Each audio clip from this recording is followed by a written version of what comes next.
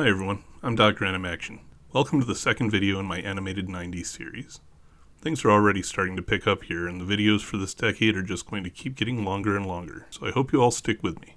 If things get in the way and I can't get a video in the series out exactly on time, then I apologize in advance, but sometimes I have to deal with the boring stuff like real life. Speaking of long videos, I finished the script for my first animated 80s and film episode that was supposed to come last weekend, and it's about twice as long as a normal episode in this or the 80s series, so that one may have to get broken into two parts. Either way, look for it this weekend. Really, I mean it this time. Also, I've been working on some ideas for some short, bite-sized content to trickle out throughout the week, and I think I have something pretty fun and special in store for all of you, so keep an eye out for that. Lastly, and as usual, make sure to like and subscribe if you love all things animation, as it really, truly helps the channel. And because I don't say it enough, thanks for all the support and interaction you all give the videos. It makes the process of making them a really enjoyable one. Now let's get on with the tunes.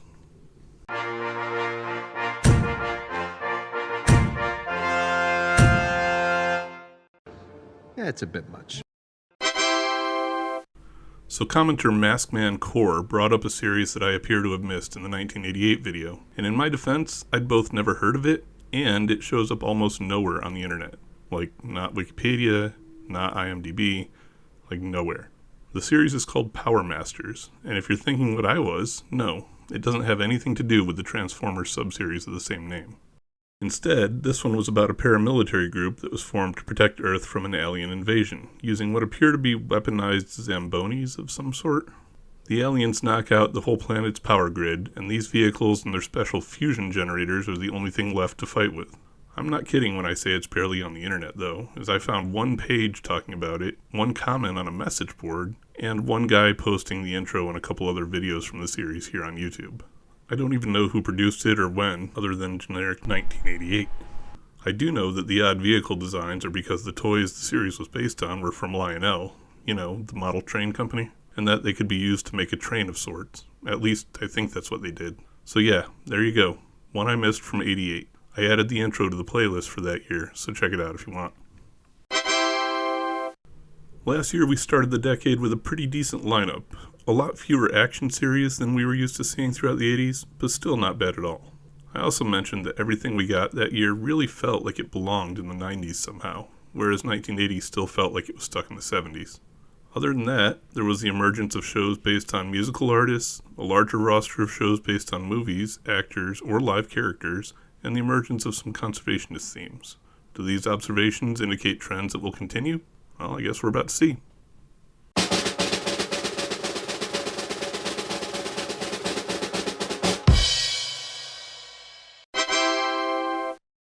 But first, let's see what was still airing from years gone by. Quite a list from the 80s kept hanging in there, though this will be a different story in next year's video. From last decade, we are still getting Muppet Babies from 84, Gummy Bears and the Fantastic World of Hanna-Barbera from 85, and The Real Ghostbusters from 86. The one holdout from 1987 was, of course, Teenage Mutant Ninja Turtles.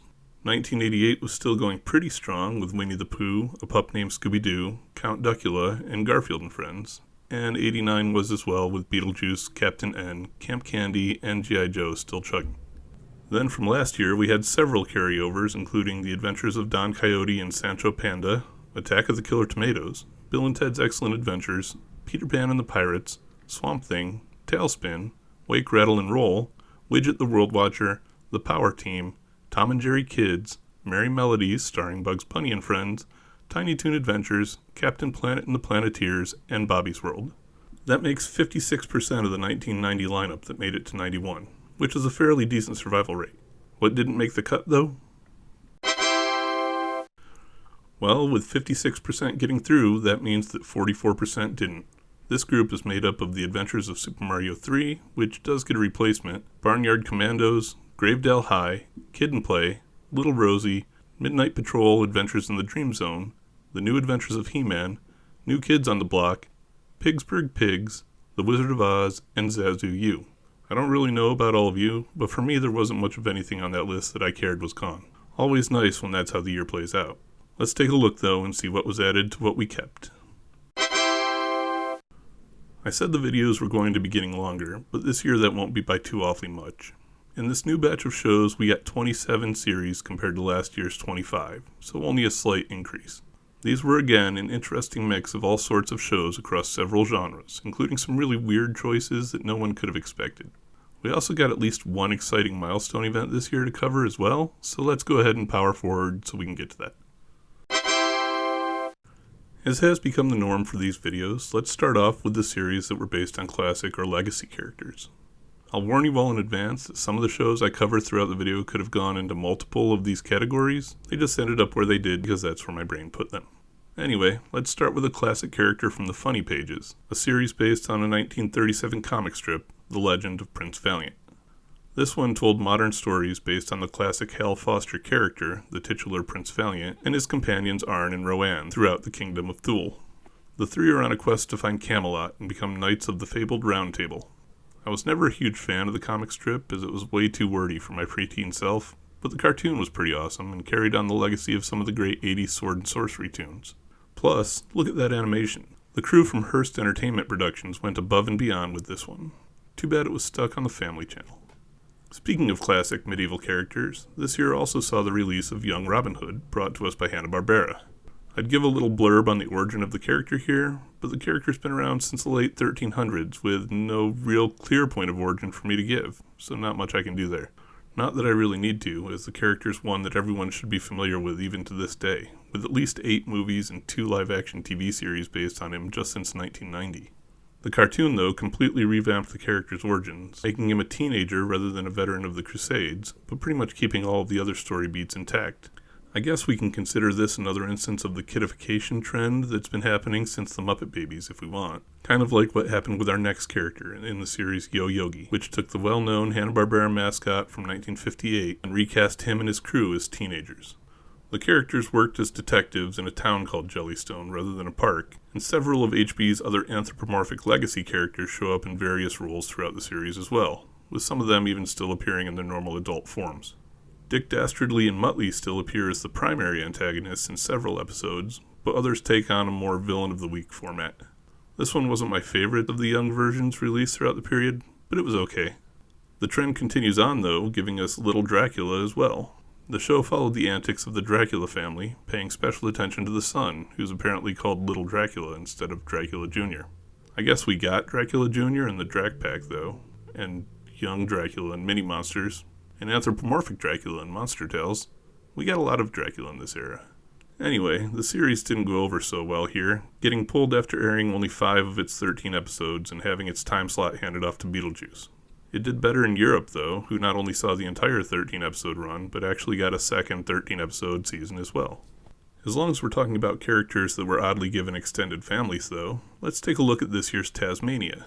This series starred everyone's favorite spinning Looney Tunes character, Taz, the Tasmanian Devil, and gave him a full family.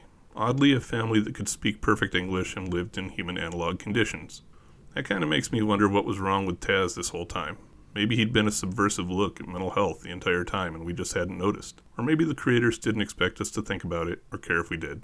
Yeah, it was probably that one. So in this series, Taz works as a bellhop, but constantly gets into situations that end with him going tornado and wreaking havoc, while also embarrassing his Mallrat sister, with the other Looney Tunes characters popping up for guest spots throughout. Regardless of what you think of the series, though, which I honestly found to be pretty funny, they had a fun pet turtle named Dog, which was chuckle-inducing at the time, and a really great theme song that I had stuck in my head for a couple of days while working on this video. Welcome to Atlantic's Way, under, down, under. The sky's always yellow in rain or shine. Down to Tasmania, come to Tasmania. There, now you can have it too. You're welcome. For the final series in this category, let's go back to the 4-color world of print. The Adventures of Tintin came to us as a joint production between Canada and France based on the Belgian creation Tintin from 1929. The series pretty meticulously followed the original books the character appeared in and translated the stories into some pretty unique looking animation, using a painting technique that involved going over each cell with a sort of watercolor called gouache. They even incorporated some of the original artwork from the books into the series. It's some good old-fashioned kid and his dog go on adventure storytelling, but as it originally aired on HBO, I never caught it during its first run. Now that I've already covered a couple of characters from books and comic strips, let's move on to talk about the new shows we got this year that were based on, well, books and comic strips. See, I told you that some of these shows belong to multiple categories. Whatever, my mind is a mysterious wonderland that rarely does what I want it to do, so it is what it is.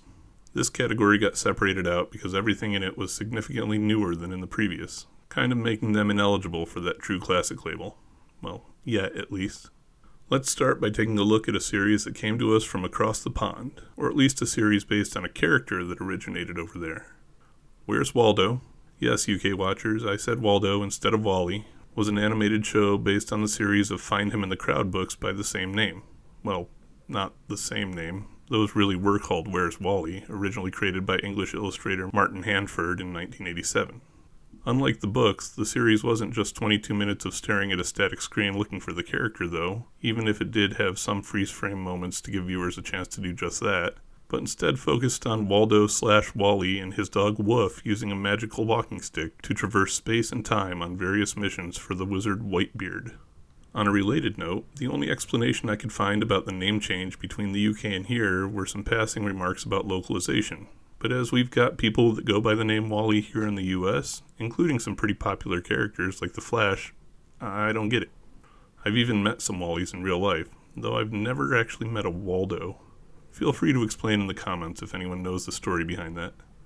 The next series we got pulled from the pages and given animated life came from a comic book, specifically the Bucky O'Hare comic from publisher Continuity. Based on the stories first printed in that back in 1984, Bucky and the Toad Wars followed a high-flying space war against a species of evil anthropomorphic, toads.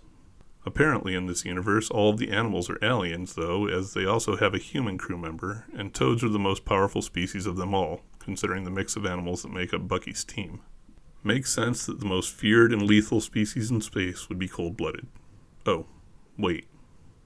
It definitely had a TMNT in space sort of feel, and for the longest time I was sure it had crossed over with them at some point, but that must have been a fever dream. Anyway, fun show in that same vein that unfortunately only lasted 13 episodes. Oh, and the characters and story were also co-created by Larry Hama, of G.I. Joe comic book fame. This one also had an earworm of a theme, so... Bucky! Captain Bucky O'Hare! Mutants and aliens and toads beware! Again, you're welcome. Moving ahead, we had a series not based on a specific book, but rather an author. A Bunch of Munch was a series that adapted several stories by children's author Robert Munch and aired for 13 episodes this year on Showtime. Each episode was based on a different one of the author's works, and each featured a new song to go along with the story. Every 30-minute episode contained 2 11-minute segments, which meant the series was able to cover most of the stories that had been released by Munch at that point in his career. I haven't seen this one, so that synopsis is all the insight I can give on it, though. Closing out this category is an adaptation of Mike Peters' 1984 comic strip Mother Goose and Grimm. The cartoon, like its source material, mostly follows the dog Grimm in some kind of culturally relevant hijinks that often annoy his long-suffering owner, Mother Goose. The comic strip's pretty funny, and the cartoon was done in the same tone and style, so it was good for a laugh. Having gone through all the characters that came off the page, let's take a look at what characters came off the screen, like the bigger movie screen, not the one we watch these cartoons on, except for the shows that are based on video games, which I guess came from the screen that we watch the cartoons on. Whatever, you all know what I mean. Let's start with the shows we got that originated as films, like Little Shop, which was based on Roger Corman's 1960 classic Little Shop of Horrors. Okay, fine, it was probably more closely based on the later, better-known 1986 version starring Rick Moranis, but Corman's version came first. Oddly, this one does the kidification thing too, taking Moranis' Seymour character and changing him into a young boy. It also has a plant named Junior rather than Audrey too. Wikipedia says the character was actually named Audrey Jr., but I don't remember that ever being said in the show and can't confirm it anywhere else. Like Audrey 2 in the movie, though, Junior can hypnotize people, and it's suggested that he occasionally eats them as well. But unlike the movie, he's actually friendly toward most humans and helps Seymour throughout the 13-episode run. The next series that came to us from Hollywood was Back to the Future, and I'm confident you can guess what that one was based off of. The series picked up where Back to the Future 3 left off and primarily focuses on Doc Brown and his family, which includes wife Clara, sons Jules and Vern, with none of the creepiness of movie Vern, and dog Einstein, with Marty and sometimes Jennifer making appearances throughout. The show was actually a pretty fun continuation of the story, with the Browns traveling to various exciting moments and places in history, and it featured live-action segments with Christopher Lloyd reprising his role as the Doc character and conducting experiments, aided by his lab assistant Bill freaking Nye. He didn't voice the animated version of the character, though, as did any of the other members of the film cast except for Thomas F. Wilson as Biff. Instead, in the animated series, Doc was voiced by Homer Simpson himself, Dan Castellaneta. Continuing on, we find yet another adaptation from film, or maybe from books, as the films were technically based on a character that originated in print. Whatever. It's James Bond Jr., based on everyone's favorite womanizing British secret agent, James Bond. I guess you could also say this series was based directly on a book, as there was one published in 1967 called The Adventures of James Bond Jr. 003.5 by, well, it was written under a pseudonym, so nobody really knows. But who cares, because we all know the best recognized source material is the 16-entry, at least at the time the cartoon released, film series. I know that those movies themselves were based on the 14 novels by Ian Fleming and all of the subsequent novels by other authors that came after that featured the Bond characters, but come on, I'm American. I don't read.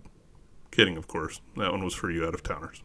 Back on topic, though, the series actually followed the nephew of the character we all know from the movies, who trained the younger agent and then passed on the James Bond name, which you would think would just make him plain old James Bond still, but whatever. It was some pretty fun spy action regardless. The last film adaptation of the year was based on one of the most kid-friendly movies I've ever seen and brought to us by the most kid-friendly company I can think of. Wait, strike that. It actually came from about the most inappropriate source material for kids you're likely to find. Coming from a partnership between legendary schlockhouse Troma Entertainment and Murakami Wolf Swenson, and based on Troma's flagship character Toxie from their film series The Toxic Avenger, came the show Toxic Crusaders. Unlike the movie, this version wasn't filled with the nudity, sex, bloody violence, drug use, etc. of the film.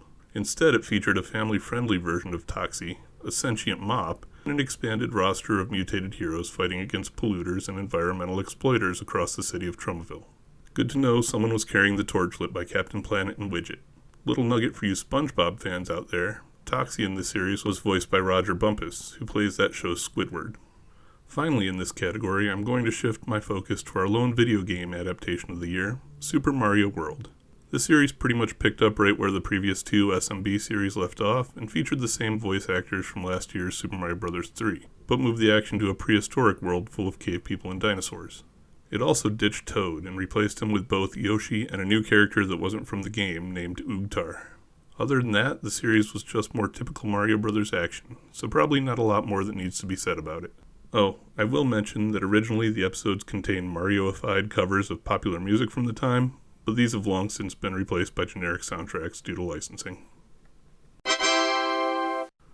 For the next stop on this 1991 train, I want to take a look at several series we got this year that were either based on or heavily featured real-world people. Let's kick off with the one featuring someone, which was the show Wish Kids, starring Macaulay Culkin. The series featured a protagonist named Nick, who was based on the likeness of and voiced by Culkin and his magical wish-granting baseball glove. Of course, being a dumb kid, the character made dumb wishes that inevitably led to trouble in one form or another. It was then a 22-minute hijinks-filled story about trying to fix whatever problem he caused. Also, like some of the other series of the time, the episodes were introduced by Culkin in live-action segments. Also, this one had Macaulay's real-life sister voicing his sister character, as well as voice-acting royalty Tara Strong. Moving right along, we have a new entry into the shows based on musical acts genre that popped up last year. And yes, I know it wasn't original to 1990, and I am familiar with cartoons like the Osmonds and the Jackson 5, but the genre had taken the 80s off, so this was kind of a rebirth. Anyway, that continued this year with the extremely strange Hammerman, based on late 80s, early 90s rapper Stanley MC Hammer Burrell. This was a strange series that cast Hammer in the role of mild-mannered Stanley, a worker at a youth center that loves to dance. One day, Stanley becomes the owner of a pair of magical talking shoes that transform him into the superhero Hammerman. He's actually a legacy superhero, as the shoes were bequeathed to him by their former owner, the aging hero Soulman. It was a moral of the story series, with each episode having Hammerman deal with a situation involving one kind of social issue or another, and the real-life Hammer appearing at the end to give viewers advice about how to deal with similar issues themselves. Hammer also did the theme song for the series, which is pretty clunky and doesn't rhyme in several parts. I'm not much of a rap fan, but I thought rhyming was pretty fundamental to the genre. Oh well. Let's forge ahead with our last two series in the category, which feature a whole new type of real people, athletes. Again, I know this wasn't the first, as there were Muhammad Ali and Harlem Globetrotters cartoons back in the 70s, but it was the first in a while.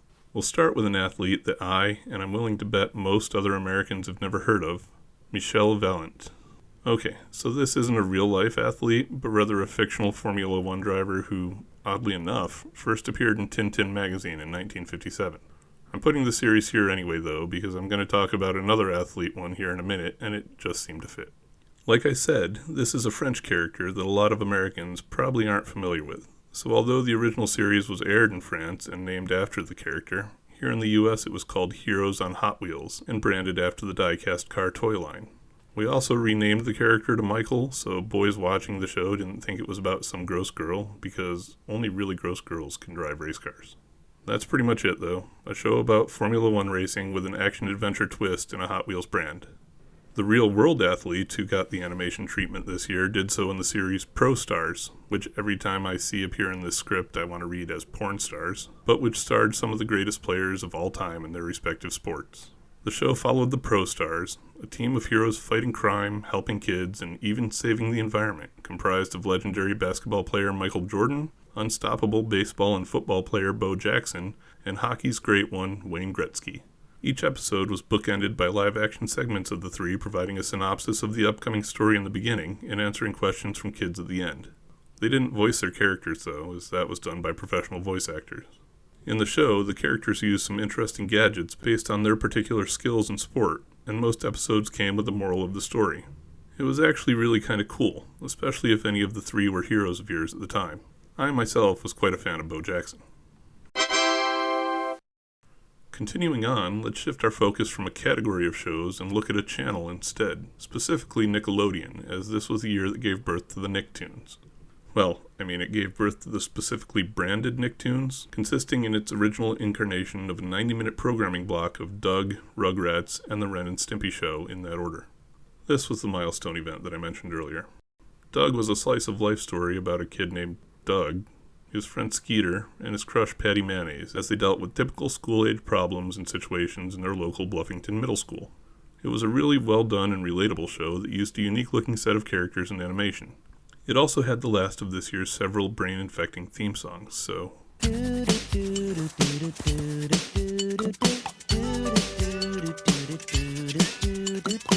Okay, that's all of that, I promise.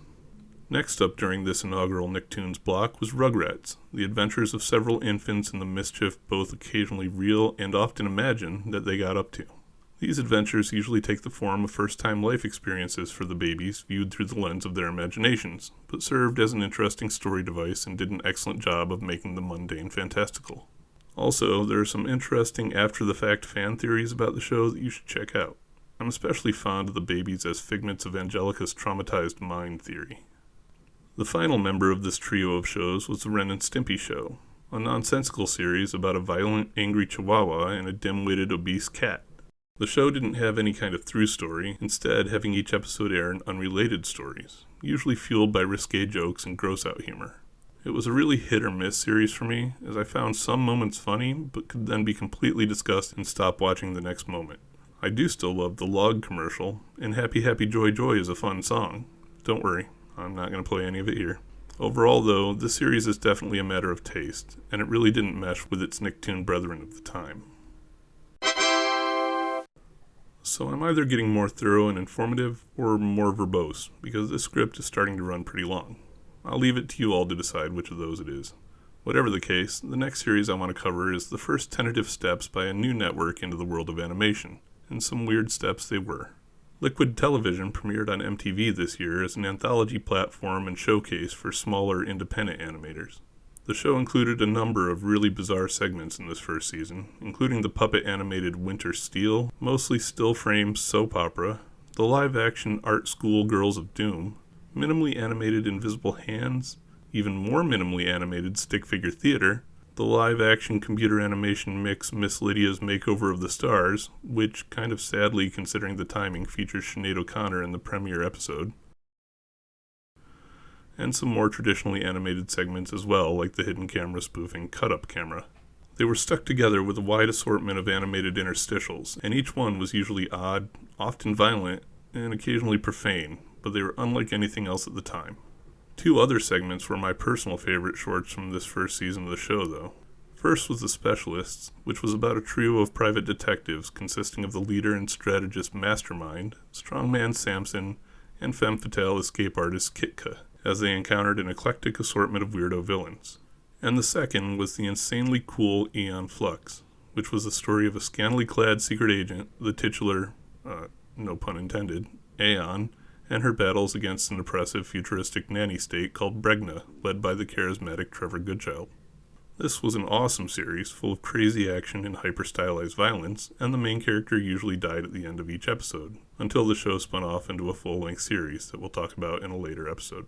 It also got a not nearly as awesome live-action movie starring Charlize Theron, who disappointingly didn't wear the cartoon-accurate costume. I mean, obviously because I'm worried about consistency with the source material. I don't know what the rest of you were thinking. Oh, and because a couple of other significant series got their start on Liquid Television too, expected to pop up again in a future video or two. That brings us to my catch-all category for whatever didn't fit in any of the others. For this video I've got two entries here to talk about, so we'll start with Mr. Bogus. This one should be familiar to everyone watching, as it seems to have aired concurrently nearly everywhere else in the world. The show's a mix of traditional animation and claymation, based on a French-Belgian claymation series from 1987 called Bogus. This version, though, uses the original segments from that series, localized to where the new version was airing, and splits the episode's runtime with them and newly added cartoon segments. It follows the title character, who is some kind of miniature goblin or gremlin or something, living in the walls of a house, and his adventure being out of scale with the things around him. The other one I put here was an animated comedy series called Space Cats. Space! Which coincidentally was another series combining different types of animation, as it contained both traditional cartoon and live-action puppets. The puppet segments consist of the cat's leader Dork, or disembodied ruler of cats, giving them various missions on Earth, with the missions themselves playing out in the animated segments. And each episode ends with a moral, which was pretty standard for the time. Well, that category was pretty short and sweet. Nice. Let's end where we always do by taking a look at the action series that the year brought us. We already covered a few that could qualify here, but there were a couple stragglers that I didn't want getting left out. First was the incredibly cool Pirates of Dark Water. The series is about Prince Ren and his crew on a quest to collect the 13 treasures of rule, prophesied to save the kingdoms of Octopon and Mer from the encroaching dark water that's threatening the planet. Throughout their journey, the crew of heroes is pursued by the wicked pirate Bloth and his massive battleship the Maelstrom, who seeks to gather the treasures for himself and seize control of the dark water. The show had some awesome ships engaged in swashbuckling adventures across an alien world and a captivating through story. Unfortunately, it ended after 13 episodes and that story never got resolved. And for our last show of the category, and indeed the year, we have Gummy Bear's replacement in the Disney afternoon, Darkwing Duck. I'm pretty confident this is another one that needs little to no explanation, but for the sake of being thorough, here's one anyway. It's a comedic take on Batman set in Disney's Duckverse. Is Duckverse a thing? If not, then it is now. I'm claiming it to describe these interconnected shows, specifically this and DuckTales. In this series, mild-mannered Drake Mallard, whose name is a spoof of Kent Allard, the secret identity of pulp hero The Shadow, becomes the costume crime fighter Darkwing Duck, protecting the Gotham-esque city of St. Canard from a roster of wacky villains. Oh, and when I mentioned Batman, I meant the old-timey serialized Batman. He has a sidekick in the form of Launchpad McQuack, a character originally from DuckTales, and an Inspector Gadget Penny archetype adopted daughter, Goslin. This was Disney's first satirical cartoon and offered a lot of spoof and commentary on other superheroes and action adventures of the time. It's a great show, and quickly took second place for me in the Disney afternoon lineup. And where can you watch all of these shows? Well, similarly to last year's lineup, you really can't for several of them, at least not officially. Bucky O'Hare and the Toad Wars, Hammerman, Little Shop, Heroes on Hot Wheels, James Bond Jr., Mother Goose and Grimm, Space Cats, Space! Young Robin Hood, Mr. Bogus, Little Dracula, and Liquid Television make up the list of shows from this year that never got any kind of official release and aren't on any streaming services. Like I said last video, take a look here on YouTube for a lot of them. There are a couple of others that did get DVD releases, but as of now are currently out of print, including Wish Kid and The Legend of Prince Valiant.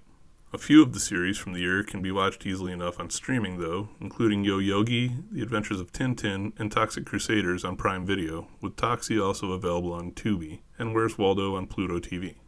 The rest are all available to some extent on DVD. This group's made up of Pro Stars, Super Mario World, A Bunch of Munch, Back to the Future, Darkwing Duck, which is also on Disney+, The Pirates of Dark Water, Tasmania, The Ren and Stimpy Show, Doug, and Rugrats. As usual, links to the ones on DVD can be found below, and I wish you luck with hunting down the rest. So there you have it, everything that premiered on US television in 1991. I've put up the full lineup for the year here for you to take a look at.